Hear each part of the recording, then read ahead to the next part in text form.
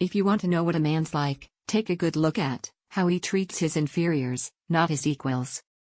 It is our choices, Harry, that show what we truly are, far more than our abilities. It takes a great deal of bravery to stand up to our enemies, but just as much to stand up to our friends. It is impossible to live without failing at something, unless you live so cautiously that you might as well not have lived at all, in which case, you fail by default. The truth. Dumbledore sighed. It is a beautiful and terrible thing, and should therefore be treated with great caution. Remember, if the time should come when you have to make a choice between what is right and what is easy, remember what happened to a boy who was good, and kind, and brave, because he strayed across the path of Lord Voldemort. Remember Cedric Diggory.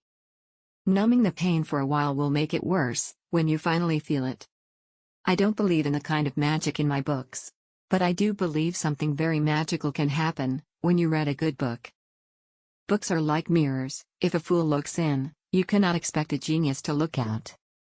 Understanding is the first step to acceptance, and only with acceptance can there be recovery. There are some things you can't share without ending up liking each other, and knocking out a 12-foot mountain troll is one of them. Youth cannot know how age thinks and feels. But old men are guilty if they forget what it was to be young. Happiness can be found, even in the darkest of times, if one only remembers to turn on the light. Every second he breathed, the smell of the grass, the cool air on his face, was so precious. To think that people had years and years time to waste, so much time it dragged, and he was clinging to each second. The scar had not pained Harry, for 19 years. All was well. As much money and life as you could want. The two things most human beings would choose above all. The trouble is, humans do have a knack of choosing precisely those things that are worst for them.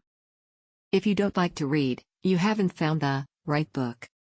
The mind is not a book, to be opened at will and examined at leisure. Thoughts are not etched on the inside of skulls, to be perused by an invader. The mind is a complex and many-layered thing, Potter, or at least, most minds are. When you have seen as much of life as I have, you will not underestimate the power of obsessive love.